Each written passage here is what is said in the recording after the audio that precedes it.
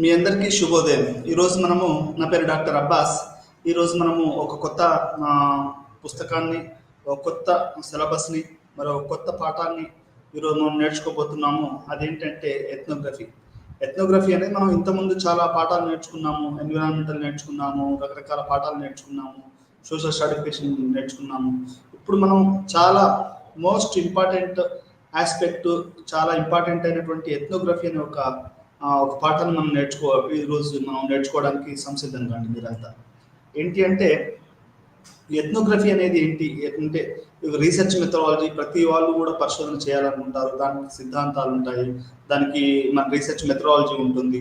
సిద్ధాంతాలు ఒక పక్కన అయితే, సిద్ధాంతాలు ఒక కన్ను అయితే, మరియు మనకు రీసెర్చ్ మెథడాలజీ అనేది మరొక కన్నుగా మనం భావించవచ్చు. అంటే మనం ఒక సిద్ధాంతాన్ని తీసుకుంటే, ఒక పరిశోధన దాన్ని తీసుకుంటే, అది జెండర్ మీద కానివ్వండి, అర్బనైజేషన్ మీద కానివ్వండి, లేకపోతే రూరల్ డెవలప్మెంట్ కానివ్వండి, లేకపోతే ఇంకేదన్నా మీరు ఒక అంశాన్ని తీసుకుంటే దానికి రెండు విషయాలు ఉంటాయి. ఒకటేమో సిద్ధాంతాలు ఉంటాయి, అంటే ఏ సిద్ధాంతాల ప్రాతిపదిక మనం ఆ పరిశోధన చేయాలి అనేది ఒకటైతే, రెండోది ఏంటి అంటే అది మెథడాలజీ, అంటే ఎటువంటి పద్ధతిని మనం ఉపయోగించాలి అనేది కూడా రెండవ పద్ధతి మనం అనేది ఇక్కడ మనం తెలుసుకోవాల్సినటువంటి విషయం. అంటే ఇక్కడ ఈ యొక్క సిద్ధాంతాలు మరియు మెథడాలజీ, ఏ రకమైనటువంటి మెథడాలజీని మనం ఉపయోగించాలి, అంటే ఎటువంటి మన దాన్ని మెథడాలజీని తెలుగులో ఏమంటారంటే ఎటువంటి మన పరిశోధన పద్ధతులు ఎట్లాంటివి ఉపయోగించాలి అనేది కూడా రెండవది ప్రధానమైనటువంటి విషయంగా మనం ఇక్కడ అర్థం చేసుకోవాలి. మనకు రీసెర్చ్లో చాలా రకాల మెథడ్స్ ఉంటాయి. క్వాలిటేటివ్ ఉంటుంది, క్వాంటిటేటివ్ ఉంటుంది, ఫీల్డ్ వర్క్ ఉంటుంది, క్వశ్చనర్ ఉంటుంది, ఇంకా రకరకాలైనటువంటి విషయాలు అనేటివి మనకు సోషియాలజీలో ఉంటాయి. మనకు రీసెర్చ్లో కూడా రీసెర్చ్ మెథడాలజీ అనేది కూడా చాలా చాలా చాలా ప్రముఖమైనటువంటి ఆస్పెక్ట్ మనం చూస్తాం.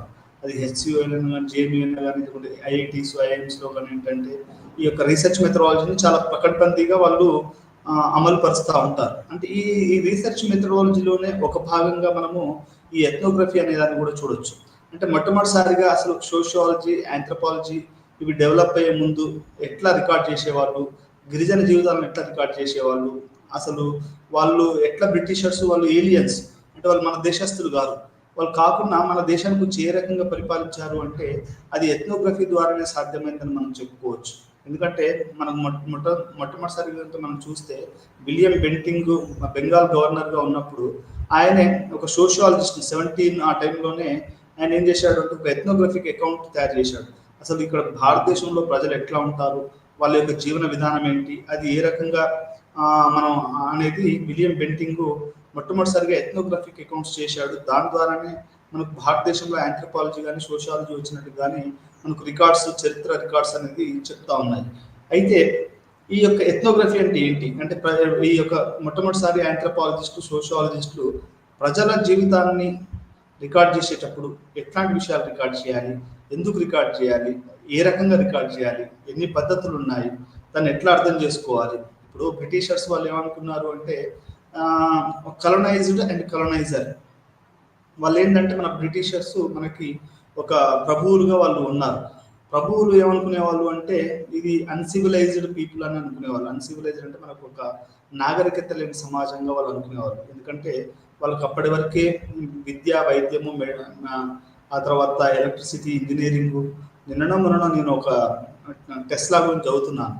ఇది నికోలస్ టెస్లా అనేవాడు డైరెక్ట్ కరెంట్ నుంచి ఇండైరెక్ట్ ఏసీ కరెంట్కి తీశాడు, ఆల్టర్నేటివ్ కరెంట్కు అతను పరిశోధన చేశాడు. అంటే విపరీతమైనటువంటి పరిశోధనలు యూరోప్లో జరిగాయి, అతను విపరీతమైన పరిశోధనలు అమెరికాలో జరిగాయి. అంటే ఎట్లా అంటే అది ఒక విప్లవాలలాగా ఒక 2000 సంవత్సరాల్లో జరిగిన పరిశోధనలు ఒక 100 సంవత్సరాల్లోపే ఈ ఇండస్ట్రియల్ సొసైటీలో, ఈ పెట్టుబడిదారు విధానంలో ప్రతి వాళ్ళు ఈ మధ్య కాలంలో పరిశోధన అనేది చాలా ముఖ్యమైపోయింది. ఈ పరిశోధన లేకుండా అసలు సినిమాలు లేవు, పరిశోధన లేకుండా ఏమీ లేదు. అంటే ఇవన్నీ కనుక మనం చూస్తే అంటే ఈ బ్రిటిషర్స్ ఈ యొక్క వాళ్ళు అభివృద్ధి చెందారు కాబట్టి మనలాంటి దేశాన్ని వాళ్ళు ఏమనుకున్నారు అంటే వాళ్ళు వెనుకబడ్డ దేశాలు, ఇవి నాగరికత లేని దేశాలు, వీళ్ళకి మనం సంస్కృతి నేర్పాలి, కల్చర్ అంటూ ఏం లేదు, బ్రిటిష్ కల్చరే ఉండేది, భారతీయ సంస్కృతి అంటూ ఏమి ఉండకపోయేది అని ఇట్లాంటి భావాలు ఎన్నో కూడా వాళ్ళు ఉండేవాళ్ళు. ప్రతి బ్రిటిష్ వాళ్ళకి కూడా భారతీయులు అంటే ఒక అనాగరికులని ఒక సిద్ధాంతం ఉండేది. మనకు బిల్ క్లింటన్ టైంలో కూడా మీరు చూస్తే అతను హైటెక్ సిటీ ఇనాగరేషన్కి వచ్చినప్పుడు ఏమన్నాడు అంటే, భారతదేశం అంటే a country of snake charmers and saints, అంటే సాధువులు మరియు పాములను పట్టుకునే దేశంగా వాళ్ళ పుస్తకాల్లో చదువుకున్నారు. అంటే అట్లా వెనుకబడ్డ, లేకపోతే ఒక రకమైనటువంటి ఎటువంటి వైజ్ఞానిక విప్లవాలు లేని సమాజంగా భారతదేశాన్ని వాళ్ళు బ్రిటిషర్స్ చూశారు. మరి దీన్ని అర్థం చేసుకోవడానికి వాళ్ళు ఏం చేశారు అనేది ఇక్కడ ప్రధానంగా మన కథలో మూల మలుపు ఏంటంటే, ఇట్లాంటి అనుకున్న ఈ సమాజంలో వాళ్ళు వచ్చినప్పుడు, ఈ దేశాన్ని పరిపాలించినప్పుడు వాళ్ళు ఏ రకంగా ఈ దేశాన్ని అర్థం చేసుకున్నారు అనేది ఇక్కడ ప్రధానమైనటువంటి విషయం. 200 సంవత్సరాల పాటు వాళ్ళు బ్రిటిషర్స్ మన భారతదేశాన్ని పరిపాలించారు. ఈ 200 సంవత్సరాల కాలంలో వాళ్ళు ఏం చేశారు అంటే ఎథ్నోగ్రఫిక్ అకౌంట్స్ అనేటివి చేశారు. ఎథ్నోగ్రఫిక్ అకౌంట్స్ అంటే ఏ కులము, ఏ మతము, ఏ ప్రాంతము ఏ రకంగా ఉంటుంది అనేది రికార్డ్స్ రాయడం అనేది మొదలుపెట్టారు. మీరు ఇప్పటికేం చూస్తే చాలా చాలా మంచి మంచి డాక్యుమెంట్స్ అవన్నీ కూడా మనకు వాళ్ళు బ్రిటిషర్స్ చేసినటువంటి ఎథ్నోగ్రఫిక్ అకౌంట్స్లో మనకు దొరుకుతూ ఉంటాయి. అంటే ఇట్లా ఎథ్నోగ్రఫీ రాయడం అనేది నిజంగా ఒక బ్యూటిఫుల్, ఒక సౌందర్యాత్మకమైనటువంటి పనిగా చెప్పొచ్చు. నాలాంటి అయితే అది ఒక బ్యూటిఫుల్ విషయంగా మనం చెప్పొచ్చు. ఎందుకంటే ఎథ్నోగ్రఫీలో మనం ఇప్పుడు ఒక ఓల్డ్ సిటీలో ఎథ్నోగ్రఫీ చేసాం అనుకోండి, అక్కడ ప్రజలు ఎట్లుంటున్నారు, వాళ్ళ అలవాట్లు ఏంటి, వాళ్ళ బట్టలు ఏంటి, వాళ్ళ బట్టలు ఏంటి, వాళ్ళు పాడే పాటలు ఏంటి, వాళ్ళ సంస్కృతి ఏంటి, ఇవన్నీ కూడా మనకి ఎథ్నోగ్రఫీలో రావడం అనేది జరుగుతుంది. అదే రకంగా బ్రిటిష్ ఎథ్నోగ్రాఫర్స్ ఏం చేశారు అంటే, ప్రతి ప్రాంతానికి వెళ్ళి ఇక్కడ భారతదేశంలోని కల్చర్ని, ఇక్కడ ఉన్న సంస్కృతిని, ఇక్కడ ఉన్నటువంటి విద్యా వైద్య విధానాన్ని, ఇవన్నీ కూడా వాళ్ళు రికార్డ్ చేయడం అనేది జరిగింది. మరీ ముఖ్యంగా గిరిజనుల మీద ఎక్కువగా పరిశోధనలు జరిగాయి. ఎందుకంటే గిరిజనులు అనేది అటవీ ప్రాంతం ఇదంతా ఉంటుంది కాబట్టి వాళ్ళు పరిశోధనలు చేసి ఎథ్నోగ్రఫిక్ అకౌంట్స్ అనేది చేయడం అనేది జరిగింది. అసలు ఈ ఎథ్నోగ్రఫీ వల్లనే సమాజం ఇంకొక సమాజాన్ని తెలిసిందనడంలో మనకు అతిశయోక్తి లేదు. ఎంఎన్ శ్రీనివాస్ కూడా ది రిలీజన్ అండ్ దాంట్లో కుర్క్స్ అనే ప్రాంతంలో ఒక ఎథ్నోగ్రఫిక్ చేశాడు. మాలినోవ్స్కీ ప్రముఖ ఆంథ్రోపాలజిస్టు, రెడ్క్లిఫ్ బ్రౌన్ ప్రముఖ ఆంథ్రోపాలజిస్టు, వీళ్ళు కూడా ది క్లాసికల్ ఎథ్నోగ్రఫర్స్ అని మనం చెప్పుకోవచ్చు. అంటే ఒక నూతన వాళ్ళు అసలు క్లాసికల్ సాంగ్స్ లాగా క్లాసికల్ ఎథ్నోగ్రఫర్స్. మొట్టమొదటిసారిగా రెడ్క్లిఫ్ బ్రౌన్, ఈ మాలినోవ్స్కీనే యొక్క ఎథ్నోగ్రఫిక్ అకౌంట్స్ గిరిజనుల మధ్యలో చేశారు. అవి ఇప్పటికీ కూడా మనకు ఒక క్లాసికల్ ఎథ్నోగ్రఫిక్ అకౌంట్స్ కూడా మనకు నిలబడుతూ ఉన్నాయి. అంటే ఈ రకంగా ఎథ్నోగ్రఫీ అనేది చాలా చాలా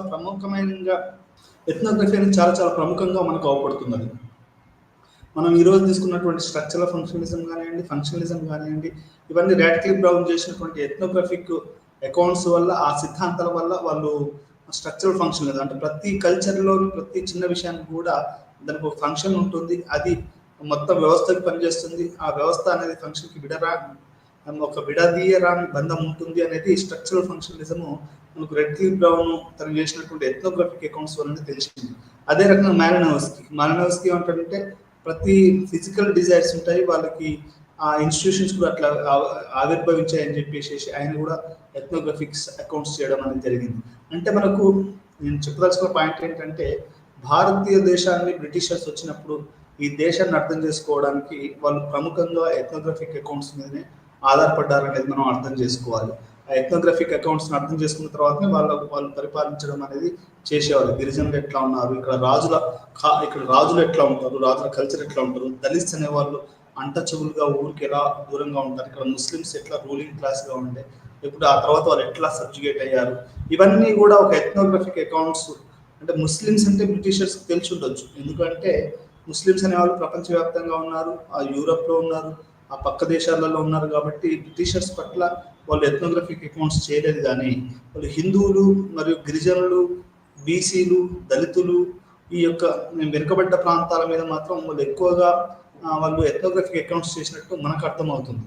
ఎందుకంటే ఒకప్పుడు గిరిజన ప్రాంతాలు, అడవి ప్రాంతాలు, అభివృద్ధికి నోచుకొని ప్రాంతాలు అనేది భీకరంగా ఉండేది. అంటే మనం చెప్పుకోవడమే కష్టం. మన భారతదేశానికి స్వతంత్రం వచ్చినప్పుడు మన జనాభా 30 కోట్లు, 24 కోట్లు, 34 కోట్ల కంటే మించి తప్పలేదు. తక్కువ జనాభా, ఎక్కువ అడవి, విశాలంగా ఉన్నటువంటి ఈ దేశంలో వాళ్ళు ఎట్లా అర్థం చేసుకోవాలి, ఇంత సువిశాల దేశాన్ని ఎట్లా వాళ్ళు పరిపాలిస్తారు అంటే వాళ్ళు ఎథ్నోగ్రఫిక్ అకౌంట్స్.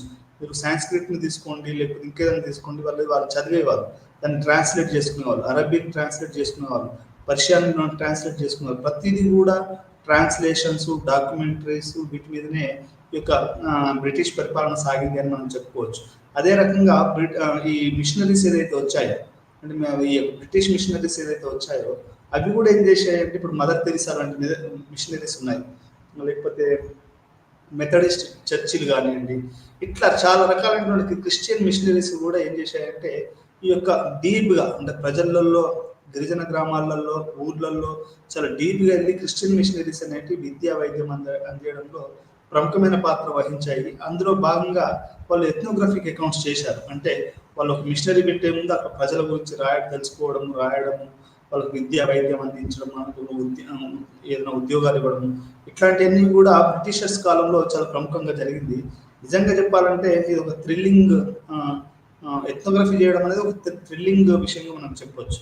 ఎట్లా అంటే నువ్వు ప్రతిదీ అకౌంట్ చేస్తావు, ప్రతిదీ రాస్తావు, కాబట్టి ఎథ్నోగ్రఫిక్ అకౌంట్స్ అనేది చాలా బ్యూటిఫుల్గా ఉంటాయి. ఒక రీసెర్చర్కి తనకు ఎట్లా చెప్పాలి అంటే, ఒక రీసెర్చర్కు నిజమైన సాటిస్ఫాక్షన్ ఇస్తుంది అంటే అది ఎథ్నోగ్రఫిక్ మెథడాలజీ ద్వారానే మనకు సాటిస్ఫాక్షన్ వస్తుంది అనేది మనకు ఇక్కడ అర్థం చేసుకోవాలి. ఇప్పుడు మీరు క్వశ్చన్ ఇచ్చారనుకోండి, ఉదాహరణకి క్వశ్చన్ ఇస్తే ఏం చేస్తాడంటే వాడు టపాటపా నింపుతాడు, పోతాడు, వాడు మనకి ఏదో టైం దొరికితే పోతాడు, అయిపోయింది.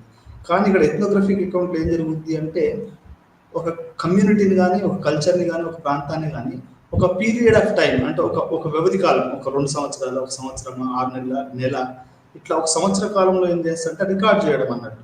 ఫర్ ఎగ్జాంపుల్ నువ్వు దీక్షకుంట ఊరిని తీసుకో, లేకపోతే ఇంకేదన్నా ఒక తండాన్ని తీసుకో, గొల్లబాం తండా, బద్దిగాం తండా అని మా ఊర్లో ఉన్నాయి కొన్ని మా తండాలు. ఇప్పుడు ఆ ఊర్లో ఎట్లా జీవనం ఎట్లా ఉంటుందంటే, నువ్వు ఒక పీరియడ్ ఆఫ్ టైం నువ్వు అక్కడ కూర్చొని వాళ్ళ ఊర్లో పోయి వాళ్ళు ఎన్ని గంటలకు లేస్తారు, వాళ్ళ ఆహారపు అలవాట్లు ఏంటి, వాళ్ళ డ్రెస్సింగ్ అలవాట్లు ఏంటి, వాళ్ళ పెళ్లి ఏంటి, వాళ్ళు తినే, వాళ్ళ పిల్లల చదువు ఏంటి, వాళ్ళు ఎట్లా పొలాలు పండిస్తారు, వాళ్ళు ఎట్లాంటి పంచాయతీలు జరుగుతాయి, ఆర్థికంగా వాళ్ళు ఎట్లుంటారు, ఒక గిరిజన వాళ్ళకు నమ్మకాలు ఎట్లా ఉంటాయి, ఏ దేవుణ్ణి మొక్కుతారు, ఇవన్నీ కూడా రాసుకున్నారు అనుకోండి. ఒక 2 నెలల పాటు ఒక పీరియడ్ ఆఫ్ టైంలో నువ్వు ఏం చేస్తున్నావు, గుల్లబాబు తండలోను, బద్దిగా తండలోను ఉన్నటువంటి ఒక దాంట్లో నువ్వు ఎథ్నోగ్రఫీ అకౌంట్స్ చేస్తున్నావు. అది చాలా చాలా ఒక రిచ్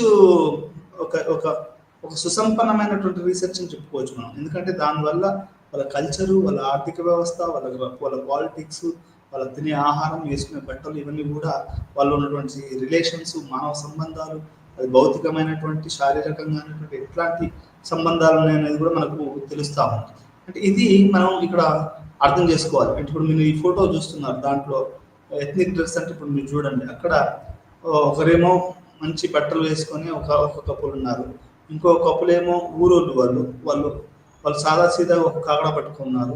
ఇంకొక దాంట్లో గిరిజనులు, వాళ్ళు ఎట్లా ఉన్నారు అంటే అసలు బట్టలు లేకుండా చేతిలో విల్లము పెట్టుకుని ఉన్నారు. ఇవి ఎథ్నోగ్రఫిక్ అకౌంట్స్ అన్నట్టు. అంటే ఒక్కొక్కరు చేతిలో ఏమున్నది, ఒక్కొక్కరు డ్రెస్సింగ్ ఎట్లా ఉన్నది, వాళ్ళ బ్యాక్గ్రౌండ్ ఏంటి అనేది ఇక్కడ మనకు చాలా క్లియర్గా అవపడుతుంది. మనం కింద కూడా తీసుకుంటే మీరు చూడండి, మొదటి ఫోటోలో అది మామూలుగా ఉంది, ఈ 2వ ఫోటోలో వేరే రకంగా ఉంది, 3వ ఫోటోలో అతని చేతిలో కర్ర పట్టుకున్నాడు, ఇట్లా ఈ వీడియో 4వ దాంట్లో ఇంకొక రకంగా ఉంది.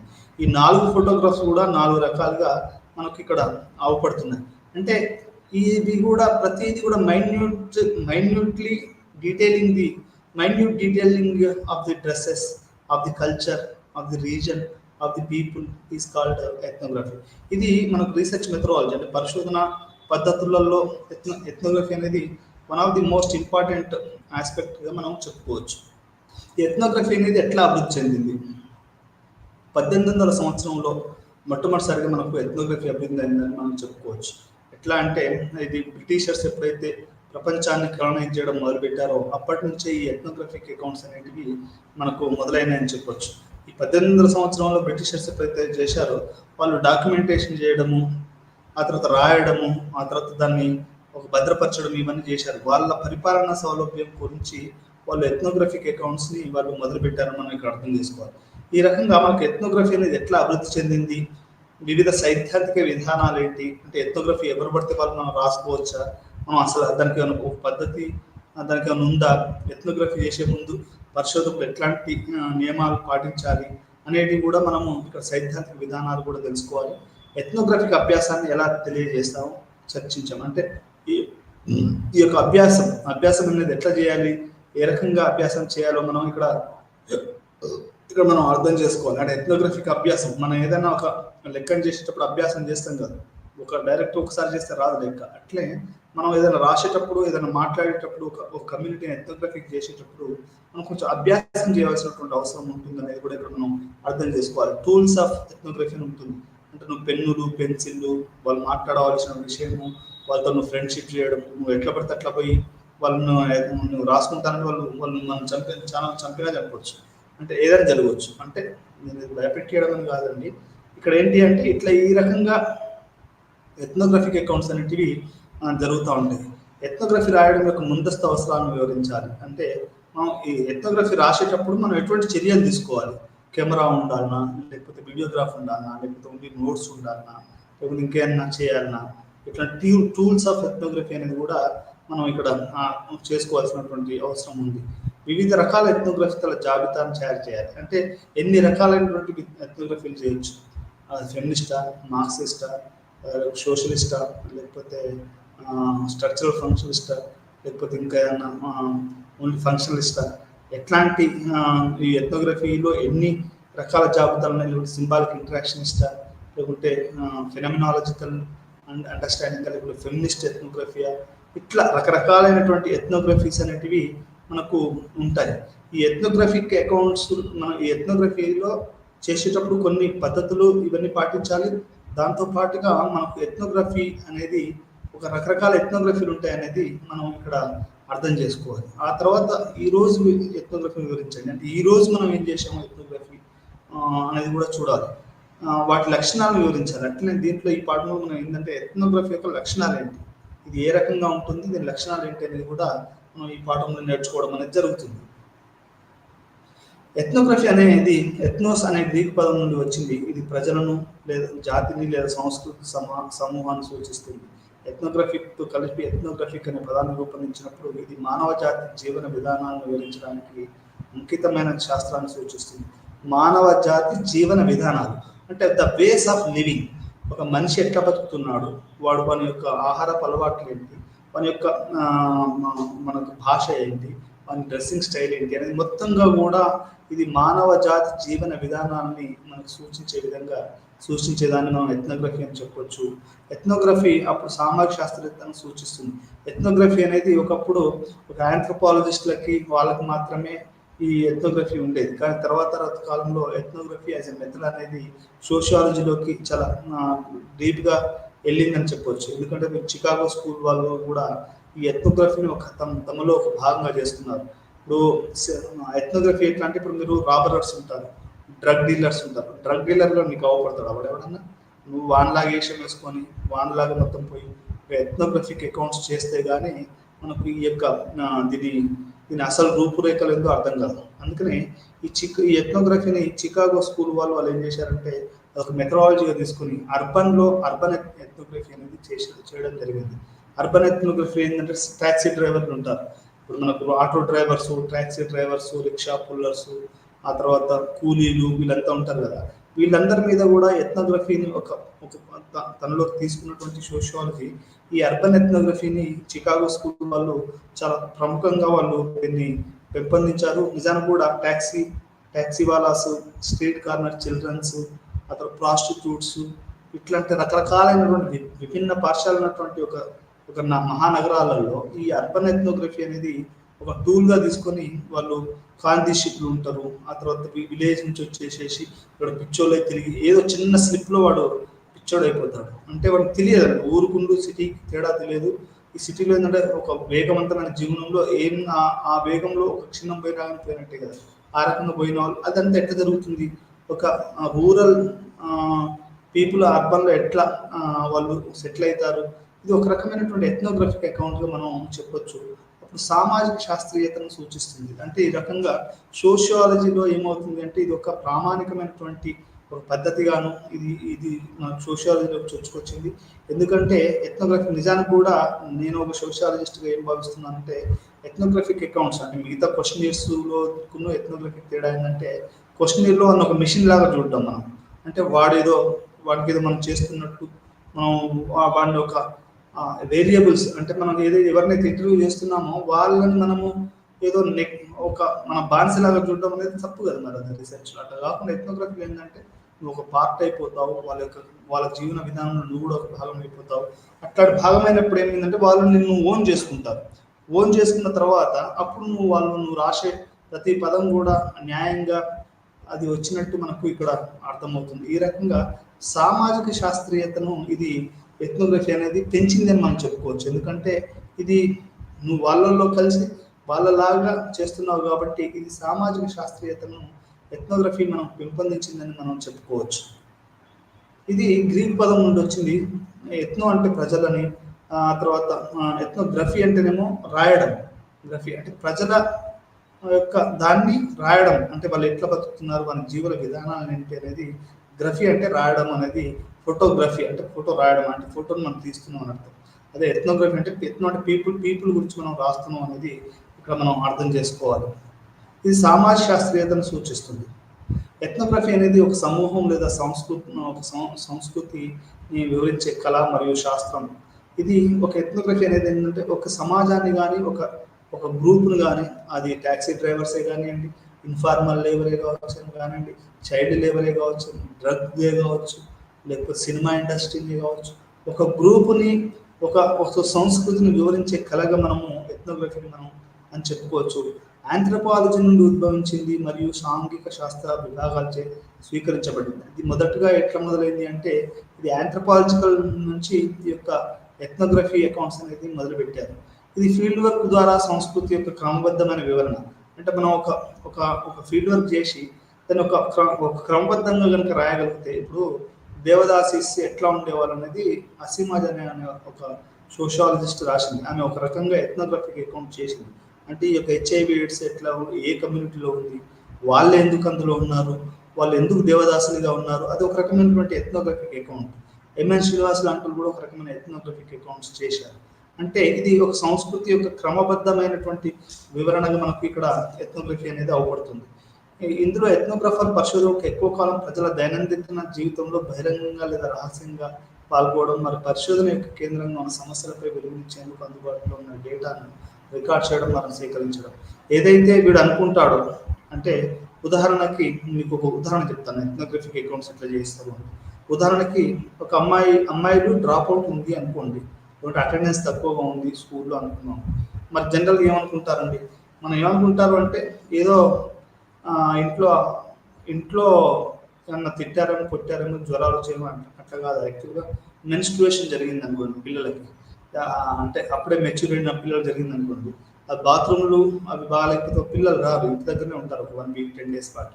అంటే ఇదేంటి అంటే అది మనకు ఎథ్నోగ్రఫిక్ అకౌంట్స్ చేస్తే కానీ ఇది మనకు అంటే ఆ ప్రయత్నం చేస్తే కానీ మనకు అర్థం కాదు. ఇది మనం అర్థం చేసుకోవాల్సినటువంటి విషయం. ఎథ్నోగ్రఫిక్ అకౌంట్స్ వల్ల it is like ethnography is like in this research methodology is very genuine and నిజంగా ఇది ఎథ్నోగ్రఫిక్ అకౌంట్స్ అనేది మనిషిని ఒక గొప్ప పరిశోధనగా చేస్తుంది. ఈ మెథడాలజీ అనేది నాకు అర్థమవుతుంది. ఇక్కడ బ్రాడ్ మాన్యోస్కి కానివ్వండి, రెడ్క్లిఫ్ బ్రౌన్ కానివ్వండి, వీళ్ళందరూ కూడా ఈ ఎథ్నోగ్రఫీని తీసుకుని వాళ్ళు చేశారు. వాళ్ళు చేయడం సక్సెస్ కావడం వల్ల అది ఏంటంటే మిగతా వాళ్ళు కూడా దాన్ని పాటించడం అనేది జరిగింది. ఇది మందపాటి వివరణ, అంటే థిక్ డిస్క్రిప్షన్ అండి. అంటే థిక్ అంటే ప్రతిదీ, అబ్బాస్ గారు ఏం మాట్లాడుతున్నాడు, అబ్బాస్ గారు ఏం డ్రెస్ చేసుకున్నాడు, మనకి హెయిర్ ఏంది, మన నోస్ ఎట్లా ఉంది, వాడు తినే ఆహారం ఏంటి, వాడు మాట్లాడే పద్ధతి ఏంటి, భాష ఏంటి. ఇది కనుక మనం థిక్ అంటే ఒక thick description of any community. ఒక గ్రామీణుడు ఎలా జీవిస్తాడు, లేకుంటే ఒక డ్రగ్ డీలర్స్ ఎట్లా ఉంటారు, లేకపోతే ఆటో రిక్షా వాళ్ళు ఎట్లా ఉంటారు, అర్బన్ పూర్ ఎట్లా ఉంటారు, అర్బన్ ఉమెన్ ఎట్లా ఉంటారు, మిడిల్ క్లాస్ ఎట్లా ఉంటారు, ఒక మందపాటి వివరణ, ఒక లావటి ఒక థిక్ డిస్క్రిప్షన్ కనుక మనం చేస్తే దాన్ని ఇది ఎథ్నోగ్రఫిక్ అకౌంట్ అని మనం చెప్పుకోవచ్చు. చాలా మంది ఆంథ్రోపాలజిస్టులు చేశారు, సోషాలజిస్టులు కూడా దాన్ని ఒక అభ్యాసంగా తీసుకొని ఈరోజు చాలా మంది స్త్రీలు మహిళా పరిశోధకులు వాళ్ళు ఎథ్నోగ్రఫీని ఒక ప్రముఖమైనటువంటి ఒక రీసెర్చ్ టూల్గా వాడుతున్నారు. ఒక గుణాత్మక పద్ధతిగా వ్యక్తుల విశ్వాసాలు, అభ్యాసాలు, సామాజిక పరస్పర చర్యలు మరియు ప్రవర్తనలో అధ్యయనం చేయడం ద్వారా వారు పాల్గొనే వారి పరిశోధన మరియు తర్వాత సేకరించిన డేటాను వివరించడం. అంటే వీళ్ళు ఎథ్నోగ్రఫీ ఎక్కడ అంటే సామాజిక పరస్పర చర్యలు, ఒక రోజు తన జీవితాన్ని ఎట్లా మొదలు పెడుతున్నారు, ఎట్లా వాళ్ళు గ్రూప్గా ఉంటున్నారు, వాళ్ళ ప్రవర్తన ఏంటి అధ్యయనం చేయడం అనేది ఒక సేకరించిన డేటా ద్వారా వివరించడం అనేది, దాని ద్వారా డేటా సేకరించడం అనేది కూడా అనేది ఎథ్నోగ్రఫీలో ఒక గుణాత్మకమైనటువంటి ఒక వ్యవహారంగా మనం చెప్పొచ్చు. ఇది ప్రజల వారి రోజువారీ జీవితం, అంటే ఎవ్రీడే లైఫ్ ఉంటుందండి. ఇప్పుడు మీరు ప్రొఫెసర్లకి వారానికి 2 క్లాసులు 3 క్లాసులు ఉండొచ్చు, కానీ ప్రతిరోజు ఊళ్ళల్లో ఒక వ్యవసాయదారుడు ఉన్నాడు, ఒక 2 ఎకరాల వ్యవసాయదారుడు ఉన్నాడు అంటే రోజు ఒక పని ఉంటుంది పొలంలో. రోజు ఒకటి, ఒకరోజు నీళ్లు కట్టుడు ఉంటుంది, ఒకరోజు గట్టేసి ఉంటుంది, ఒకరోజు పురుగు పెట్టి ఉంటుంది, ఒకరోజు కూలీలు తీసుకొచ్చి ఉంటుంది, ఒకరోజు దున్నేది ఉంటుంది, ఒకరోజు నాటేది ఉంటుంది, ఒకరోజు మండలానికి మండు తెచ్చేది ఉంటుంది, ఒకరోజు ఇట్లా వాడు 24 గంటల పాటు 365 రోజులు ఆ పొలం చుట్టూ వాటి చుట్టే మన యొక్క జీవితం జరుగుతుంది. అంటే ఆ రోజువారీ అభ్యాసం. ఒకరోజు కరెంటు బిల్లు కట్టవలసి వస్తుంది, ఒకరోజు కరెంటు గూడబిక్తుడు వాడు, ఇంకో రోజు బావిలో నీళ్ళు అయిపోతే పక్క బావిలో నుంచి నీళ్ళు తెప్పియాలి. ఇట్లా రకరకాల, అంటే వాళ్ళు రోజువారీ జీవితం, ఒక రైతు కూలీలు పంజాబ్ రైతులు చేస్తూ ఉన్నారు. వాళ్ళ రోజువారీ జీవితాన్ని కనుక మనం అకౌంట్ రికార్డ్ చేస్తే దాన్ని మన ఎథ్నోగ్రఫిక్ అకౌంట్ ఆఫ్ పంజాబీ ఫార్మర్స్ అని మనం చెప్పుకోవచ్చు. అట్లే ఒక విలేజ్లో చేస్తే అది ఒక దీక్షకుంటలో ఒక అబ్బాయి చేసినటువంటి ఒక ఎథ్నోగ్రఫిక్ అకౌంట్ ఆఫ్ మన విలేజ్ దీక్షకుంట అని కూడా మనం రాయొచ్చు. అంటే ఇట్లా వాళ్ళు రోజు ఎట్లా వేస్తారు, ఎట్లా పనులు చేసుకుంటారు, ఎంత జనాభా ఉంది, వాళ్ళ దైనందిన జీవితం ఏంటి, ఇదంతా ఒక థిక్ డిస్క్రిప్షన్ కనుక మనకు మందపాటి వివరణ కనుక అందిస్తే దాన్ని మనము ఎథ్నోగ్రఫిక్ అకౌంట్గా మనం చెప్పొచ్చు. అది విశ్వాసాలు, అభ్యాసాలు, సామాజిక పరస్పర చర్యలు, అంటే వ్యక్తి విశ్వాసాలు. మా ఊర్లో చాలా మంది సమ్మక్క సారక్కలను నమ్ముతారు. అదేవిధంగా ఈ మధ్య కాలంలో సాయిబాబా కాదు, ఆంజనేయ స్వామి భక్తి, ఆ తర్వాత మన కేరళ అయ్యప్ప భక్తులు అన్నట్టు ఈ మధ్యలో పెరిగింది. ఆ విశ్వాసాలు ఎట్లా ఉంటాయి, ఆ 40 రోజుల పాటు ఎట్లా మడి ఆచారాలు చేస్తారు, ఆ సామాజిక పరస్పర చర్యలు ఎట్లా ఉంటాయి, దాంట్లో అన్ని కులాల వాళ్ళు, అన్ని మతాల వాళ్ళు, అన్ని కులాల వాళ్ళు, హిందూ మతంలో అన్ని కులాల వాళ్ళు ఒక టెంపుల్లో ఎట్లా వాళ్ళు లైట్లు తీసుకుని చేస్తారనేది ఒక మనం ఎథ్నోగ్రఫిక్ అకౌంట్ అనేది చేయవచ్చు. మరియు ప్రవర్తనను అధ్యయనం చేయడం ద్వారా పాల్గొనే వారి పరిశోధన మరియు తర్వాత సేకరించిన డేటాను వివరించు. అంటే దీన్ని, ఈ డేటాను సేకరించడం, ఈ ప్రవర్తనను మనం అధ్యయనం చేయడం అనేది ఈ ఎథ్నోగ్రఫిక్ ఎఫెక్ట్ దాంట్లో చాలా ప్రముఖమైనటువంటిదిగా మనం ఇక్కడ అర్థం చేసుకోవాల్సిన అవసరం ఉంది. చరిత్ర మరియు అభివృద్ధి ఎథ్నోగ్రఫీ, అంటే ఈ చరిత్ర కనుక మనం చూస్తే అభివృద్ధి అనేది ఎట్లా జరిగింది, ఎథ్నోగ్రఫీకి ఎట్లా జరిగింది అనేది కూడా ఇక్కడ మనం చూడాలి. 1800లో మొదటి అర్థభాగంలో ఎథ్నాలజీ అనే పదాన్ని తరచుగా వారి భౌతిక కళాఖండాలు మరియు సంస్కృతులను పోల్చడానికి ద్వారా ప్రజలను అధ్యయనం చేయడానికి ఉపయోగించారు. మొట్టమొదటిసారిగా ఎథ్నోగ్రఫీ అంటే డ్రెస్సింగ్ స్టైల్ని, ఆ తర్వాత వారి భౌతిక కళాఖండాలు, అంటే వాళ్ళు చేసే కుండాలను అనుకోండి, డ్రెస్సింగ్ స్టైల్ అనుకోండి, దాన్ని ఫస్ట్ మొట్టమొదటిసారిగా 1800 సంవత్సరంలో అది ఎథ్నోగ్రఫీగా భావించేవారు. జాతి శాస్త్రవేత్తలు ప్రత్యక్ష పరిశీలన ద్వారా సమాచారాన్ని సేకరించలేదు. బదులుగా వారి ప్రభుత్వ కార్యాలయాలపై ఆర్డర్లు, మిషనరీల పత్రాలు, లేదా ప్రయాణాల ఖాతాలు, లేదా ప్రిమిటివ్స్ యొక్క అన్వేషకుల ఖాతాను పరిశీలించారు. పాశ్చాత్య మిషనరీలు, అన్వేషకులు మరియు వలసవాద నిర్వాహకులు రాసిన ప్రపంచంలోని ఇతర సంస్కృతుల వర్ణనను తక్కువ నాగరికంగా మార్చడం లక్ష్యంగా ఉన్న వలసవాదం జయించిన నాగరికతల దృక్కోణాలను అందించాయి. అంటే ఈ ఎథ్నోగ్రఫీ అనేది వారి భౌతిక కళాఖండాలు ఇవన్నీ అనేది మొదట్లో చేసేవాళ్ళు. అది మొదట్లో ఎట్లుండదంటే ఎక్కువగా ప్రభుత్వ కార్యాలయాలు, మిషనరీలు, పత్రాలు, ప్రయాణ ఖాతాలు, ఇవన్నీ కూడా అన్వేషకులు ఖాతాలు పరిశీలించేవారు. పాశ్చాత్య మిషనరీలు, అన్వేషకులు మరియు వలసవాద నిర్వాహకులు రాసిన ప్రపంచంలోని ఇతర సంస్కృత వర్ణనలు తక్కువ నాగరికంగా మార్చడమే లక్ష్యంగా ఉన్న వలసవాదులు జయించిన నాగరికతల దృక్కోణాలను అందించాయి. అంటే వీళ్ళు ఏదైతే వలసవాదులు ఉన్నారో, ఇప్పుడు ఆంధ్ర వాళ్ళు వచ్చినప్పుడు తెలంగాణ ఏమన్నారు, వీళ్ళకు కల్చర్ తెలియదు, వీళ్ళకు పరిపాలన తెలియదు, వీళ్ళకు భూవ తినడం రాదు, వ్యవసాయం రాదు, ఇక వాళ్ళు రాసిన రాతలు లేవు, చెప్పిన మాటలు లేవు. అంటే ఎప్పుడైనా ఒక వలసవాదులు ఏం చేస్తారు, అట్లే బ్రిటిషర్స్ కూడా ఈ మన సంస్కృతిని వాళ్ళు కించపరచడము, ఇక్కడ ఉన్నటువంటి ప్రజల్ని ఒక తక్కువగా చూసి చెప్పడం, తక్కువ నాగరికత, అంటే లెస్ సివిలైజ్డ్ పీపుల్గా వాళ్ళు చెప్పడం జరిగింది. ప్రతి వారికి ఒక దోపిడీదారుని ఎట్లుంటుందంటే పక్కన ఉంది కల్చర్, అసలు వాళ్ళని మనిషే కాదనడం అనేది ఇది జరుగుతూ ఉంటుంది అన్నట్టు. ఈ రకంగా ఈ యొక్క ఎథ్నోగ్రఫిక్ అకౌంట్స్ అనేవి ఉంటాయి. అంటే అది ప్రతి ప్రాంతంలో ఉంటాయండి. ఇప్పుడు ఉమెన్ విషయంలో తీసుకున్నాం అనుకోండి, మగవాడు అనుకుంటాడు అసలు వీళ్ళకి అసలు ఆడవాళ్ళకి ఈ యొక్క నాగరికతనే లేదు, less civilized, less human, less powerful అని అంటారు. నిన్న 2 రోజుల పాటు జాతీయ సెమినార్ జరిగింది ఉస్మానియా యూనివర్సిటీ స్త్రీవాద డిపార్ట్మెంట్లో. వాళ్ళు చాలా చాలా ఎథ్నోగ్రఫిక్ అకౌంట్స్ ఇచ్చారు.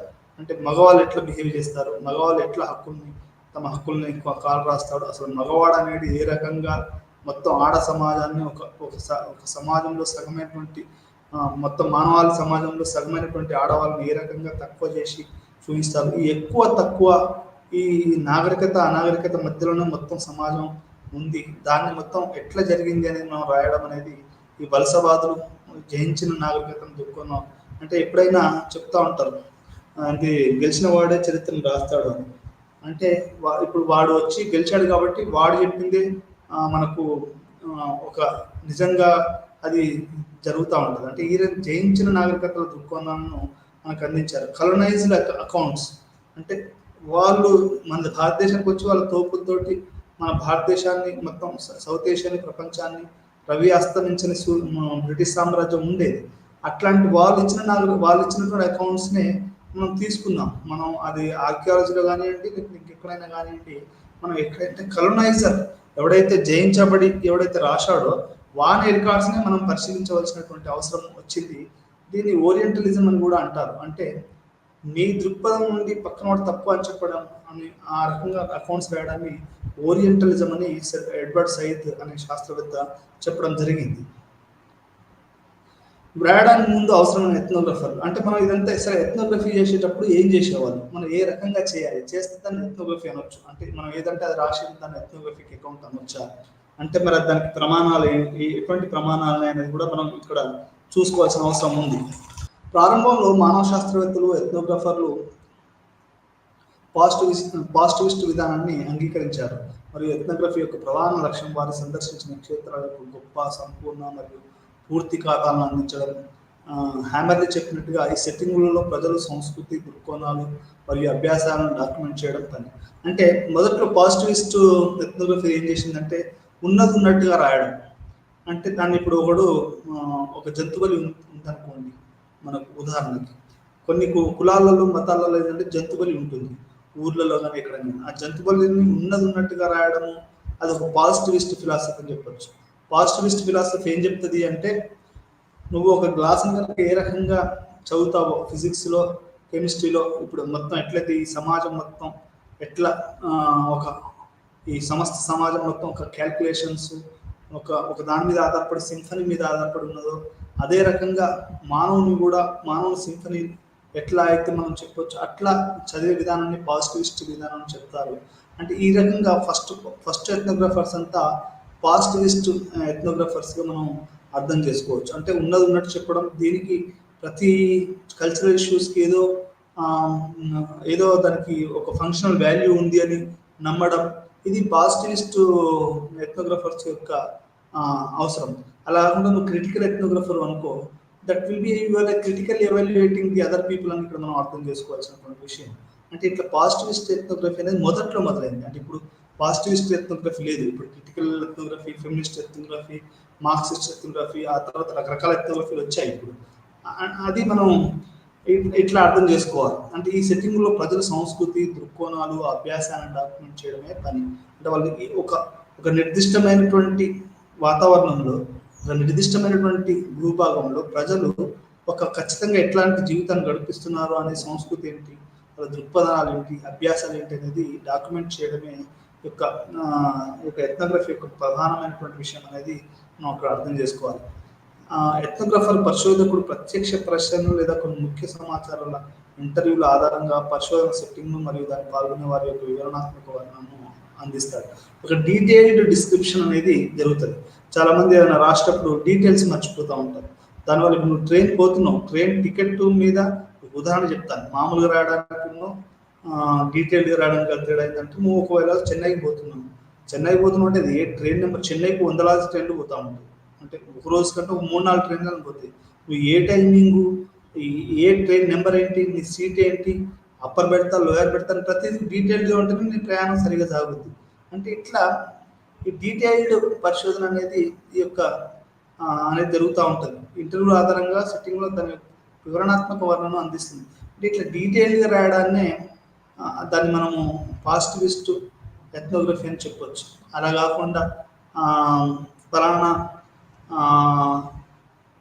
దివ్య అనే ఒక అమ్మాయి హైదరాబాద్ నుండి చెన్నైకి ప్రయాణించిందని చెప్పడం ఒక పద్ధతి అయితే, దివ్య అనే అమ్మాయి ఈస్ట్ కోస్ట్ ఎక్స్ప్రెస్లో లేకపోతే చెన్నై ఎక్స్ప్రెస్లో ఈరోజు ఇన్ని గంటలకి ఈ బెర్త్లో ఈ సీట్లో ఈ టైంలో ఆమె ప్రయాణించిందని చెప్పడము అది ఒక రకమైనటువంటి ఎథ్నోగ్రఫిక్ అకౌంట్ అన్నమాట. అది డీటెయిల్డ్ వివరణాత్మకంగా చెప్పడం.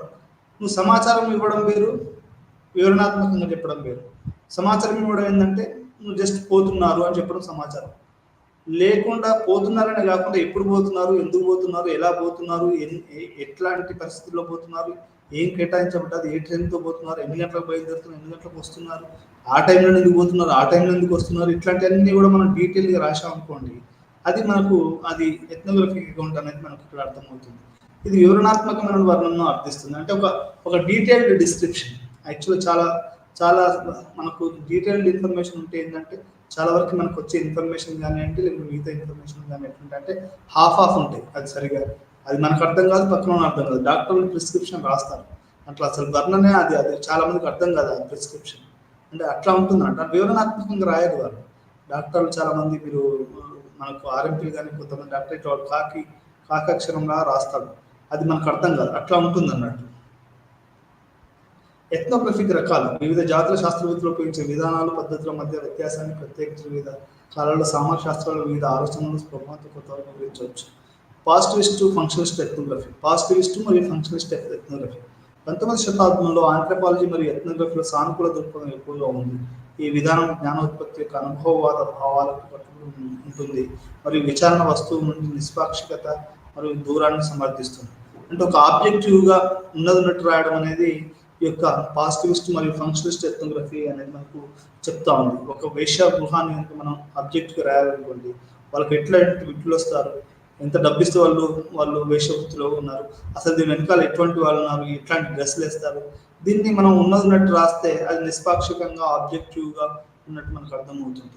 ఆబ్జెక్టివిటీకి పరిశోధకుడు దూరాన్ని కొనసాగించాలి మరియు విచారణ వస్తువు నుండి వేరుగా ఉండాలి మరియు ఫలితాలను పరిశోధకుడు సొంత నమ్మకాలు మరియు విలువల కంటే వాస్తవాలపై దృష్టి కేంద్రీకరించబడతాయి అని సేన్ అండ్ పేన్ అనే వాళ్ళు చెప్పారు. అంటే మన అభిప్రాయాలు కాకుండా అక్కడ వాస్తవ రూపాలు, వాళ్ళ నమ్మకాలు ఏంటి, వాళ్ళ విలువలు ఏంటి అనేది ఉన్నట్టుగా వాళ్ళ నమ్మకాన్ని కానీ వాళ్ళ విలువల్ని కానీ ఉన్నట్టుగా కనుక మనం రాయగలిగితే అది మనం ఆబ్జెక్టివ్ పరిశోధకుడిగా, ఆబ్జెక్టివ్ ఎథ్నోగ్రఫీగా, ఆబ్జెక్టివ్గా మనం దీన్ని చెప్పుకోవచ్చు. ఇది ప్రాథమిక దృష్టి మాలయస్కి, రాడ్క్లిఫ్ బ్రౌన్ వంటి మానవ శాస్త్రవేత్తలు సానుకూల దృక్పథాన్ని అనుసరించి సంస్కృతులు స్థిరంగా మరియు సజాతీయంగా ఉంటాయని మరియు ఫీల్డ్ డేటాలను సేకరించిన సమగ్ర విధానం ఉత్తమంగా సరిపోతుందని భావించారు. ఈ మాలినోవ్స్కీ, రాడ్క్లిఫ్ బ్రౌన్ ఈ యొక్క ఎథ్నోగ్రఫిక్ అకౌంట్స్ అనేటివి ఇవి సజీవంగా ఉంటాయని మరియు వీటికి ఇవి ఉత్తమంగా సరిపోతాయని వాళ్ళు భావించడం జరిగింది. వాళ్ళ వల్లనే అసలు ఈ ఎథ్నోగ్రఫిక్ అకౌంట్స్ అనేటివి మనకు మొదటిసారిగా పరిశోధనలోకి వచ్చాయని మనం ఇప్పుడు అర్థం చేసుకోవాల్సిన అవసరం ఉంది. ఎథ్నోగ్రఫీకి వివరణాత్మక విధానం. మందపాటి వివరణతో కిపుంగ్లిడ్జ్ వాస్తవాన్ని గుర్తించడం కంటే అర్థాలు మరియు నిజమైన భావోద్వేగాలను ప్రకటించారు. మానవులను సహజ ప్రపంచంలో వస్తువులుగా ప్రతిస్పందించడం కంటే సామాజిక ప్రపంచంలో నటులుగా చూడడం చాలా అవసరం అని పేర్కొంది. అంటే ఒక సమాజంలో వస్తువులుగా కాకుండా మొత్తం సామాజిక ప్రపంచంలోనే ఒక యాక్టర్స్గా వాళ్ళు మనము చూడడం అనేది ఉత్తమం అని వాళ్ళు భావిస్తున్నారు. చర్య చర్య జరుగుతున్నప్పుడు పర్యావరణం మధ్య సంబంధాన్ని తెలుసుకోవడానికి మరియు పాల్గొనే వారి దాని గురించి ఏమి చెప్పాలో తెలుసుకోవడానికి పరిస్థితి యొక్క వాస్తవ సందర్భాన్ని నొక్కి చెప్పబడింది. మరియు మరింత గుణాత్మక లోతుగా మరింత అర్థవంతమైన ఎథ్నోగ్రఫీలను రూపొందించడంపై దృష్టి మళ్ళింది. అంటే ఒక భావోద్వేగాలను ఇది మనకు చాలా థిక్ డిస్క్రిప్షన్ చేయడము అనేది చాలా ముఖ్యం. చర్యలు ఏ రకంగా చర్యలు చేస్తున్నారు, ప్రతిచర్యలు ఎట్లాంటి ప్రతిచర్యలు వస్తున్నాయి అనేది కూడా మనకి ఇక్కడ ఈ యొక్క రిచ్ డేటా మరియు గుణాత్మక లోతుగా మనం అర్థవంతమైనటువంటి ఎథ్నోగ్రఫీలను మనం చేయడం అనేది చాలా ముఖ్యం. ఈ మధ్యలో వచ్చినటువంటి కాంతారా సినిమాని చూస్తే అదొక ఎథ్నోగ్రఫిక్ అకౌంట్ లాగా అనిపించింది. అంటే గిరిజన జీవితాలు, వాళ్ళ డ్రెస్సింగ్ స్టైల్, వాళ్ళ యొక్క ఆహార అలవాట్లు, వాళ్ళ యొక్క కోపాలు, తాపాలు, భావోద్వేగాలు, ప్రేమలు ఏ రకంగా ఉంటాయనేది ఆ సినిమాలో, కాంతారా సినిమాలో గిరిజన గ్రామాలను జీవించడం అనేది జరిగింది. అది మనం ఒక ఎథ్నోగ్రఫిక్ అకౌంట్గా మనం చెప్పొచ్చు. ఎథ్నోగ్రఫీని ప్రజలు చెప్పేదానికి రికార్డ్ చేయడంపై దృష్టి సారిస్తాయి. అంటే ప్రజలు చెప్పిన దాన్ని రికార్డ్ చేయడం, వాళ్ళ డ్రెస్సింగ్ స్టైలే కానివ్వండి, వాళ్ళు మాట్లాడే తీరు కానివ్వండి, వారి ఆహారపు అలవాట్లే కానివ్వండి, ఇది మొత్తం కూడా అది రికార్డ్ చేసేసి ఒక లాంగ్ పీరియడ్లో మనం రికార్డ్ చేసేసి దాన్ని భద్రపరిస్తే దాన్ని మనం ఎథ్నోగ్రఫీగా చెప్పొచ్చు. బదులుగా ప్రజలకు దాని అర్థం ఏమిటి, ఎథ్నోగ్రాఫర్ అప్పుడు చర్యల యొక్క తర్కాన్ని కనుక్కుంటాడు. అప్పుడు ఏమైందంటే వాళ్ళు ఎందుకు ఆ చర్య చేస్తున్నారో అప్పుడు మనకు అర్థం అవుతుంది. అంటే దాని తర్కం అనేది తెలుసుకుంటాడు. ఇప్పుడు ఒక చెట్టును పూజిస్తున్నారు అనుకోండి, మాటికి పూజిస్తున్నారు అంటే దానికి ఏదో అవసరం ఉంటుంటుంది వాళ్ళకి, ఆ గిరిజనులకి. అది తెలుసుకుంటాడు, దాని తర్కాన్ని తెలుసుకుంటాడు. మరియు ఆ తర్వాత వచనం మాత్రమే అంతర్దృష్టితో ఉంటుంది. ప్రసిద్ధ మాలినోవ్స్కీ ఉదాహరణ ఇస్తూ గ్రీక్ సంస్కృతంలోని ప్రతి అంశాన్ని ఒక సందర్భంలో చూసినప్పుడు మాత్రమే అర్థమవుతుందని, మరియు ఫీల్డ్లో పాల్గొన్న వ్యక్తి దానికి ఏ అర్థాన్ని జడ్జ్ చేస్తాడని పేర్కొన్నారు. అంటే మనం ప్రతిదీ కూడా ఒక సందర్భంలో ఒక దాన్ని చూసినప్పుడు మాత్రమే దాని యొక్క నిజమైనటువంటి దాని యొక్క అర్థం మనకు అర్థమవుతుంది తప్ప అది మనం సొంతంగా దానికి అర్థాన్ని జడ్జ్ చేయడంలో ఎటువంటి అది లేదనేది, అర్థం లేదని ఇక్కడ అర్థం చేసుకోవాలి.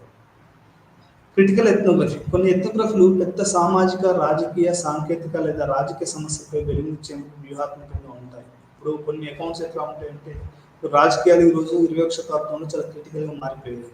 ఈ రాజకీయాలు ఎట్లా ఉన్నాయనేది మీరు కనుక ఎథ్నోగ్రఫీకి ఒక లీడర్ని తీసుకొని వాడు ఎట్లా లేస్తాడు, ఏ రకంగా మాట్లాడతాడు, వాడు ఏ రకంగా ప్రజలకు సేవ చేస్తాడు అనుకుంటా మీరు కనుక ఒక అకౌంట్ తీసుకున్నారనుకోండి, అది ఈ మధ్యలో సామాజిక, రాజకీయ, సాంకేతిక, ఆర్థిక సమస్యలపై వెలుగునిచ్చేందుకు వ్యూహాత్మకంగా ఉంటున్నాయి.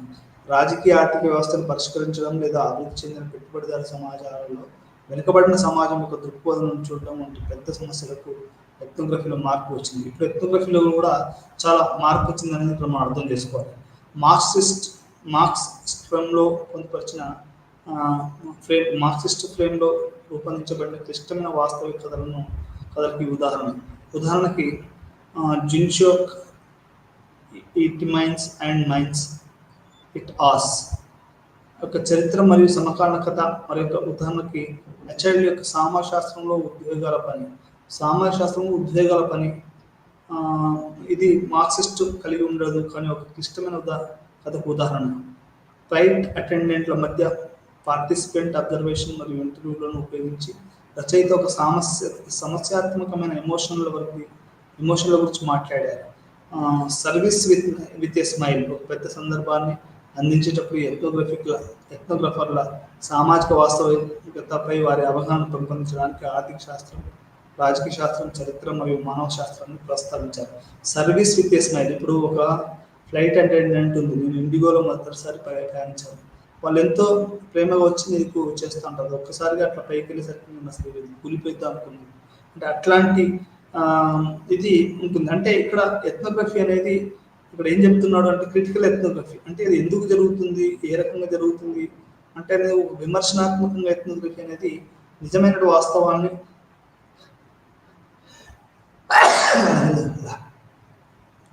అది నిజమైన వాస్తవాన్ని అది తీసుకొస్తుంటుంది అనేది మనం ఇక్కడ అర్థం చేసుకోవాల్సిన విషయం. Feminist ethnography. ఈరోజు మహిళలు ఎంతోమంది పరిశ్రమలోకి వస్తున్నారు. ఒకప్పుడు సోషియాలజీ అంటే అది మగవాళ్ళే ఉండేవాళ్ళు ఎక్కువగా, ఈరోజు ఆ పరిస్థితి లేదు. ఇప్పుడు నేను పిహెచ్డీ చేసేటప్పుడు కూడా ఎట్లయిపోయింది అంటే ఒక పార్వతీయ ఒక తమిళ అమ్మాయి, ఆ తర్వాత నేను 5 పిహెచ్డీ సీట్లకు 3 ఖాళీగా పోయింది నా సెషన్లో. అంటే ఆ రోజు ఈ యొక్క మహిళా పరిశోధకులు ఎక్కువగా లేరు. ఈ ఫెమినిస్ట్ ఫెమినిస్టులు వచ్చిన తర్వాత వాళ్ళు రాసే విధానం ఎట్లా ఉందంటే మహిళా ఎథ్నోగ్రఫీని రాసే మరియు చదివే విధానం కొత్త దృక్పథాన్ని తీసుకొచ్చారు. వాళ్ళు ఏం చేశారు అన్నది కూడా మనం వెళ్తాం. మహిళలు వచ్చిన తర్వాత ఎథ్నోగ్రఫీలో ఎట్లాంటి మార్పు వచ్చింది. 1970 దశకంలో స్త్రీవాదులు పురుష సర్వనామాలు మరియు నామవాచకాల వాడకాన్ని ప్రశ్నించడం ప్రారంభించినప్పుడు, అంటే స్త్రీవాదులు పురుష సర్వనామాలు మరియు నామవాచకాన్ని వాడినప్పుడు వాళ్ళు ప్రశ్నించడం మొదలుపెట్టారు. ఇప్పుడు నిన్న జరిగినటువంటి స్త్రీవాద సెమినార్లలో కూడా ఈ యొక్క పురుషాధీనం, వాళ్ళ యొక్క పితృస్వామ్య వ్యవస్థ, పురుష ప్యాట్రియార్కీ, వీటన్నిటి మీద వాళ్ళు మాట్లాడడం జరిగింది. స్త్రీ తప్పనిసరిగా ఎథ్నోగ్రఫీలో తప్పిపోయింది. ఈ ఎథ్నోగ్రఫిక్ అకౌంట్లో మగవాడు రాశాడు తప్ప స్త్రీ తన యొక్క రాయలేకపోయింది. స్త్రీతత్వాన్ని ఎథ్నోగ్రఫీని సరిగా అర్థం చేసుకోలేకపోయానేది ఇక్కడ వీరు చేసినటువంటి మొదటి అభియోగం. మనీ గార్తర్ దారర్ ది మెల్బియాస్ and anthropologist man the hunter అనే ప్రసిద్ధ భావనను విమర్శించింది మరియు ఆండ్రోసెంట్రిక్ ఎకానమీని సవాల్ చేసింది. అంటే ఇక్కడ ఒక స్త్రీవాద ఫెమినిస్ట్ ఏం చేసిందంటే ఈ ఆండ్రోసెంట్రిక్ యొక్క సోషియాలజీ అంటే ప్రతి శాస్త్రం కూడా మగవాళ్ళ చేత కాబట్టి ఇది ఆండ్రోసెంట్రిక్ అంటే పురుషుడే కేంద్రంగా ఉన్నటువంటి ఈ యొక్క అకాడమిక్స్ని అది సవాల్ చేసింది. Peggy gold women in field మరొక సంపుటం మహిళా మానవ శాస్త్రవేత్తల సవరించబడిన సంపుటం. ఇది ఒక వాళ్ళందరూ ఈ మహిళా ఎథ్నోగ్రాఫర్స్ అందరూ కూడా వాళ్ళు ఒక బుక్ వేసేసి దాన్ని ఒక సంపుటంగా తీసుకొచ్చారు. విభిన్నమైన అమరికలతో తమ పరిశోధనలు చేస్తున్న మానవ శాస్త్ర అనుభవాలను మహిళలు ఎలా ప్రభావితం చేస్తారనే చర్చను ప్రారంభించారు. అంటే తన అనుభవాలు వాళ్ళు చేసిన ఎథ్నోగ్రఫిక్ అకౌంట్ల ద్వారా ఈ పురుషాహంకారానికి సంబంధించినటువంటి ఈ ఆండ్రోసెంట్రిక్ అకాడమిక్స్ని వాళ్ళు చేశారు. పాశ్చాత్య మేధో సాంప్రదాయాలలో స్త్రీలు ఎలా సంభావితమయ్యారు అటువంటి స్త్రీవాద నమూనాలు వెల్లడించారు. అంటే వేరే ఫెమినిస్ట్ యూరోపియన్ ఫెమినిస్ట్ ఉంటారు కదా, యూరోపియన్ ఫెమినిస్టులలో ఎట్లా ఉండేది అనేది ఈ యొక్క ఫెమినిస్టు ఎథ్నోగ్రఫీస్లలో మనకు బయటపడేది. తరచుగా మగ మరియు తెలుగు కేంద్రీకృత దృక్పథం నుండి వైట్ సెంట్రిక్ మగ మరియు వైట్ సెంట్రిక్ ఇది స్త్రీలతో సంబంధం ఉన్న దేనిని ప్రస్తావించదని వాళ్ళు చెప్పారు.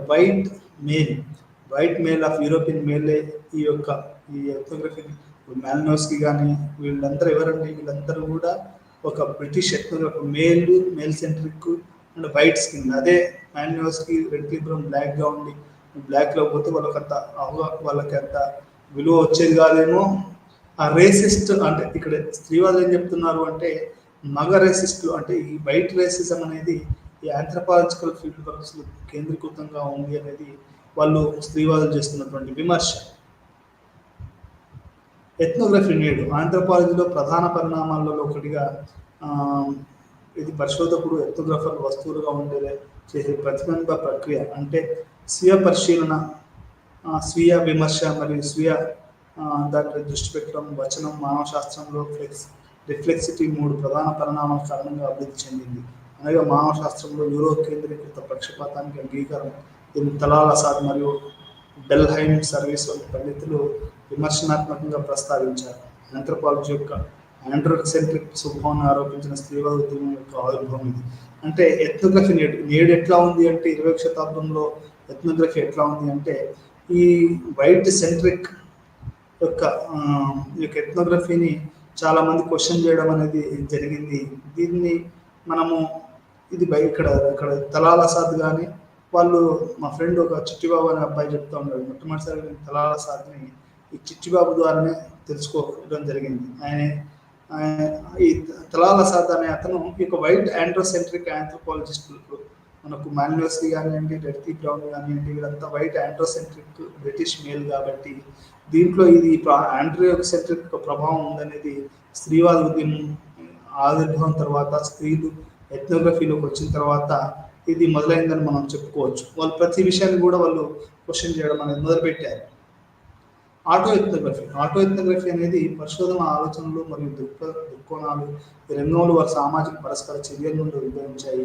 ఇది అధ్యయనం యొక్క ప్రధాన అంశం. స్వీయ అనుభవాల సంభవించే పెద్ద సందర్భాన్ని చూసేటప్పుడు ఎథ్నోగ్రఫీ యొక్క బాహ్య దృష్టిని కొనసాగిస్తూ స్వీయపై ఎథ్నోగ్రఫిక్ కూర్పును లోపలికి తిప్పడానికి ఆటో ఎథ్నోగ్రఫీ సూచిస్తుంది. ఆటో ఎథ్నోగ్రఫీ అనేది పరిశోధకుడు ఆలోచనలు మరియు దృక్కోణాలు ఈ రంగంలో వారి సామాజిక పరస్పర చర్యల నుండి ఉద్భవించాయి. అంటే వీడు ఒక సామాజిక పరిశోధకుడు రాసే యొక్క అకౌంట్స్ ఉంటాయో దాన్ని మనం ఆటో ఎథ్నోగ్రఫీ అనవచ్చు. ఇది అధ్యయనం యొక్క ప్రధాన అంశం. ఈ స్వీయ అనుభవాలు సంబంధించే పెద్ద సందర్భాలను సూచించినప్పుడు ఎథ్నోగ్రఫీ యొక్క బాహ్య దృష్టిని కొనసాగిస్తూ స్వీయపై ఎథ్నోగ్రఫీ కూర్పు చేస్తారు. అంటే బయటి రియాలిటీని అట్లే ఉంచుతూ తన సంభాషణను కనుక అతను రాస్తే దాన్ని మనం ఆటో ఎథ్నోగ్రఫీ అనవచ్చు. ఇది వ్యక్తిగతంగా జీవించిన అనుభవాలు మరియు సంస్కృతితో వారి సంబంధాన్ని పరిశోధించడం మరియు రాయడం యొక్క పద్ధతి మరియు వాటి ఉత్పత్తి రెండింటి విస్తృతంగా సూచిస్తుంది. ఒక పద్ధతిగా ఇది పరిశోధకుడి యొక్క ఆత్మాశ్రయ మరియు పరిశోధనపై వారి ప్రభావం కలిగింది. ఇట్ ఈస్ ద రిఫ్లెక్సివిటీ ఆ subjective experience of the particular community culture అని చెప్పొచ్చు. అంటే వీళ్ళు సొంతంగా కనుక రాస్తే అది అది subjective interpretation of the that existing reality అని కూడా మనం చెప్పొచ్చు. దీన్ని ఆటో ఎథనోగ్రఫీ అంటారు. ఆన్లైన్ ఎథనోగ్రఫీ వివిధ రూపాలలో ఈ రోజున ప్రతిదీ ఆన్లైన్ అయిపోయింది, ప్రతిదీ గూగుల్ అయిపోయింది, ప్రతిదీ ఇంటర్నెట్, యూట్యూబ్ ఇది లేకుండా, అసలు ఫేస్బుక్ ఇవి లేకుండా మనం ఏమి చేయడం కష్టం. నరేంద్ర మోడీ ఏం ట్వీట్ చేశాడు, ఎన్ని చేశాడు అనే దాని మీద ఒక కేరళ అమ్మాయి రీసెర్చ్ చేసింది. అంటే ఇంటర్నెట్ని బేస్ మీద చేసుకుంది, ఏ రోజు ఏం ట్వీట్ చేశాడు, ఏం చేశాడు అనేది ఇది ఆన్లైన్ ఎథనోగ్రఫీ అని చెప్పొచ్చు. ఆమె అశ్విని అని ఒక పొలిటికల్ సైన్స్ అమ్మాయి పిహెచ్డి చేస్తుంది పాండిచేరిలో. ఆ అమ్మాయి ఆమె పరిశోధన ఏంటంటే పొలిటికల్ ట్వీట్స్ ఎట్లా జరుగుతాయి, వాటి ప్రభావాలు ఎట్లా ఉంటాయి అని వివిధ రూపాల్లో ఇంటర్నెట్ కమ్యూనిటీలో అధ్యయనం చేయడానికి ఉపయోగించే ఆన్లైన్లు, వర్చువల్ ద్వారా ఎథనోగ్రఫీ చేయడం కొత్త మార్గం. విభిన్న పరిశోధన వ్యూహాల విస్తృత శ్రేణి ద్వారా మానవులు ఆన్లైన్లో ఎలా జీవిస్తారు మరియు పరస్పర చర్యలు ఎలా చేస్తారు అనేది ఈ పద్ధతి వివరిస్తుంది. అంటే ప్రతిదీ కూడా ఈరోజు ఆన్లైన్లో సింబాలిక్, థంబ్నెయిల్స్. ఈ మధ్యలో ఒక అబ్బాయి చేస్తూ తనకు అనవసరంగా థంబ్నెయిల్స్ బిచ్చగాడనిస్తున్నారని అంటున్నాడు.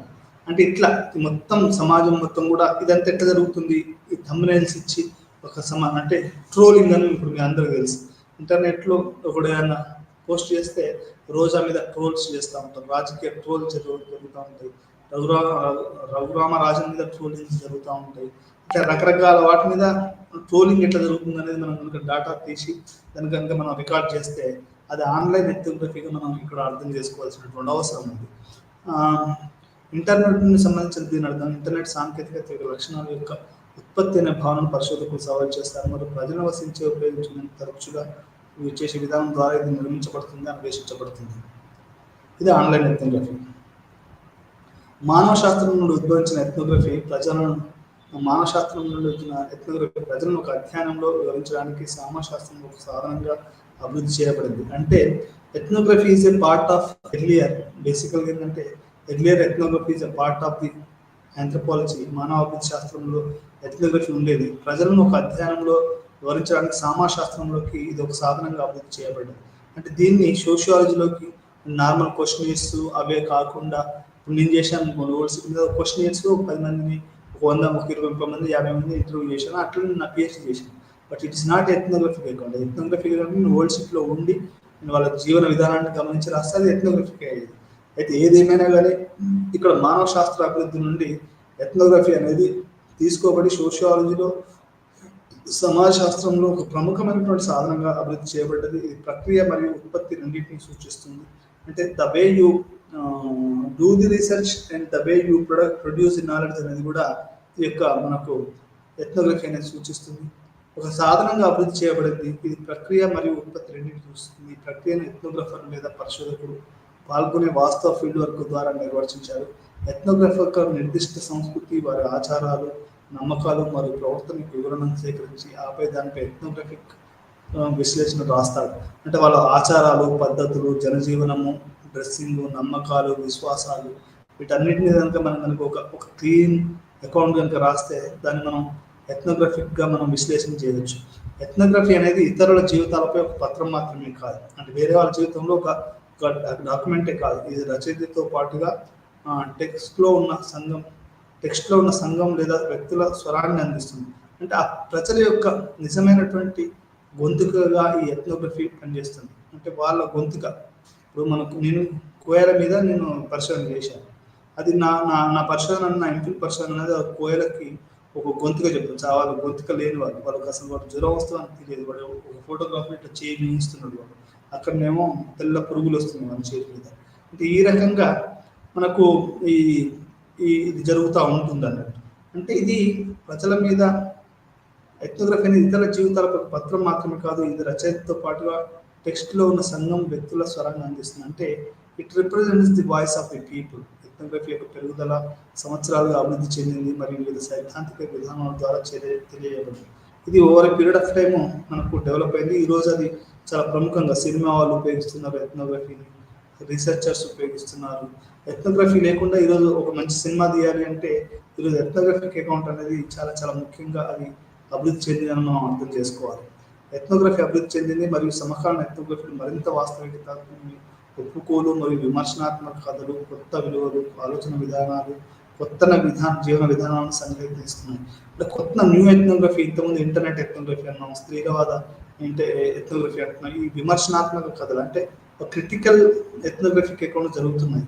అది నిజంగా కాంతారా చూసినప్పుడు నిజంగా ఒక ఎథ్నోగ్రఫిక్ అకౌంట్ అనిపించింది. వాడు అట్లా అక్కడ పందాలు ఎట్లా జరుగుతాయి, కోడి పందాలు ఎట్లా జరుగుతాయి, లేకపోతే ఎట్ల పందాలు ఎట్లా జరుగుతాయి, దాంట్లో ఓడించాలని వాడు ఇట్లా ఒక ఊరోడు ఎట్లా అనుకుంటాడు, ఇట్లా ఈ ఎత్తులు పై ఎత్తులు ఎట్లా ఉంటాయి అనేది ఒక రకమైనటువంటి అది చాలా క్లియర్ కరెక్ట్గా వాడు చూపించాడు. అది ఒక ఎథ్నోగ్రఫిక్ అకౌంట్. అది మనం అది క్వశ్చన్ తీసుకెళ్ళి అది చెప్పాము, ఎవరు చెప్తారో అని చెప్పాడు. అంటే ఈ రకంగా దానికి ఎథ్నోగ్రఫీకి ఉన్నటువంటి విలువ వలన, అది చేసేటువంటి నిష్పక్షపాతమైన రిపోర్టింగ్ వలన అది రీసెర్చ్లోకి ఆంథ్రోపాలజీ సోషియాలజీలోకి వచ్చింది. సోషియాలజీ నుంచి ఇంకా అది ఆధునికంగా మారి 20వ శతాబ్దంలో కూడా ఒక ప్రముఖమైనటువంటి ఒక రీసెర్చ్ విలువగా అది కొనసాగుతుందని చెప్పొచ్చు. ఒప్పుకోలు, విమర్శాత్మక కథలు, వాస్తవికతను, కొత్త విలువలను, ఈరోజు కొత్త విలువలు వస్తున్నాయి. యూత్ వాళ్ళంతా ఎవరు ఎట్లా ఆలోచన చెప్పడం కష్టం. ఇట్లా ఇది అంటే నిన్న ఒక పరిశోధకుడు చెప్తున్నాడు, యూనివర్సిటీ ఆఫ్ హైదరాబాద్ 99% నమ్మడం లేదు, 1% నమ్మొచ్చు అని. అంటే ఈ రకం కొత్త విలువలు, కొత్త జీవన విధానాలు ఇవన్నీ కూడా మనకు న్యూ ఎథ్నోగ్రాఫర్స్ ద్వారా అర్థమవుతున్నాయి అనేది మనకు అర్థమవుతుంది. ఎథ్నోగ్రాఫర్స్ యొక్క సబ్జెక్టివిటీలు కూడా వచనాన్ని మరియు గమనించిన వారి స్వరాన్ని తెలియజేస్తాయి. ఎథ్నోగ్రాఫర్స్ యొక్క సబ్జెక్టివిటీలు కూడా వచనాన్ని, అంటే ఈ subjective interpretation of this ethnographic accounts also అది వారి యొక్క అంటే ఏదైతే ఏ ప్రజల మీద అయితే వాళ్ళు పరిశోధన చేశారో వాళ్ళ స్వరాన్ని తెలియజేస్తుంది అనేది ఇది మనం ఇక్కడ అర్థం చేసుకోవాల్సినటువంటి విషయం. మొత్తంగా అండర్స్టాండింగ్ ఎథ్నోగ్రఫీ అంటే అసలు ఏం అవగాహన ఉంది అంటే, ఎథ్నోగ్రఫీ బేసిక్గా చెప్పాలంటే ఎథ్నోగ్రఫీ అనేది ఒక ఆంథ్రోపాలజీలో పుట్టిన ఒక పరిశోధన పద్ధతి. అది మాలినోవ్స్కీ, రెడ్క్లిఫ్ బ్రౌన్ల ద్వారా మొదలైంది. ఆ తర్వాత బ్రిటిషర్స్ మన భారతదేశానికి వచ్చినప్పుడు ఎథ్నోగ్రఫిక్ అకౌంట్స్ ద్వారానే వాళ్ళు పరిపాలన చేశారు. మూడోది ఏంటంటే ఇది ఆంథ్రోపాలజీ నుంచి స్లోగా సోషియాలజీ నుంచి మళ్ళీ చికాగో స్కూల్కి ఇక్కడ 2 రకాలుగా ఉన్నటువంటి ఎథ్నోగ్రఫిక్ అకౌంట్స్ ఉన్నాయి. ఒకటేమో అది మన చికాగో స్కూల్ ఆఫ్ ఎథ్నోగ్రఫీ అంటే urban life, urban crime, urban stress వీటన్నిటి మీద ఒక ఎథ్నోగ్రఫిక్ అకౌంట్ చేస్తే అది ఎథ్నోగ్రఫీ, అర్బన్ ఎథ్నోగ్రఫీ అని చెప్పొచ్చు. ఈ చికాగో స్కూల్ వాళ్ళే ఎథ్నోగ్రఫీని ఒక పార్ట్గా సోషియాలజీ తీసుకొని అర్బన్ సెట్టింగ్లో దీన్ని ఒక ప్రముఖంగా దీన్ని చేశారు. మీరు హాలీవుడ్ సినిమాలు చాలా చూస్తే టాక్సీ డ్రైవర్ అని ఒక సినిమా ఉంది, అది one of the best movie అనుకుంటాను హాలీవుడ్లో. అంటే ఎథ్నోగ్రఫిక్ అకౌంట్ అన్నమాట, వాడు ఎట్లా బిహేవ్ చేస్తాడు, సైకోగా ఎట్లా ఉంటాడు, ఇట్లాంటివన్నీ కూడా అది ఒక ఎథ్నోగ్రఫిక్ అకౌంట్ లాగా ఆ సినిమా చేయబడ్డారు. అంటే మనకి ఈ ఎథ్నోగ్రఫీ అనేది ఒక రీసెర్చ్ మెథడాలజీ, దాంట్లో ఒక పీరియడ్ ఆఫ్ టైంలో ఒక డీటెయిల్ డిస్క్రిప్షన్ ఉంటుంది. దీంట్లో రకరకాల ఒక రీసెర్చ్ మెథడాలజీగా రకరకాల ఎథ్నోగ్రఫీలు ఉంటాయి. ఫెమినిస్ట్ ఎథ్నోగ్రఫీ ఉంటుంది, క్రిటికల్ ఎథ్నోగ్రఫీ ఉంటుంది, ఆ తర్వాత పాజిటివిస్ట్ ఎథ్నోగ్రఫీ ఉంటుంది, మార్క్సిస్ట్ ఎథ్నోగ్రఫీ ఉంటుంది, ఇట్లా అది ఫెనమినాలజికల్ ఎథ్నోగ్రఫీ ఉంటుంది. ఇట్లా రకరకాలైనటువంటి ఎథ్నోగ్రఫీలు మనకు దీంట్లో ఉంటాయని చెప్తూ, మనం ఎథ్నోగ్రఫీ అనేది నిజంగా 20వ శతాబ్దంలో చాలా చాలా రోజుకి దీని యొక్క ప్రాముఖ్యత పెరుగుతుందని నేను భావిస్తూ, ఈ యొక్క ఎథ్నోగ్రఫీ యొక్క ఇంకా కొన్ని పరిణామాలు, దీని కొన్ని విలువలు, అది ఏ రకాలలో ఎవరెవరు ఎట్లా వాడారు అనేది కూడా మనం వచ్చే పాఠంలో దాన్ని ఆ యొక్క ఎథ్నోగ్రఫీకి దాన్ని తెలుసుకొని మరింత దీన్ని కూలంకషంగా మనం చదువుకొని, నేను కూడా కొంచెం గట్టిగా చదివి మీకు వచ్చే పాఠంలో మరింత మంచిగా మనం పాఠాలు చెప్పుకుందామని ఆశిస్తూ మీ అందరికీ సెలవు. నమస్కారం.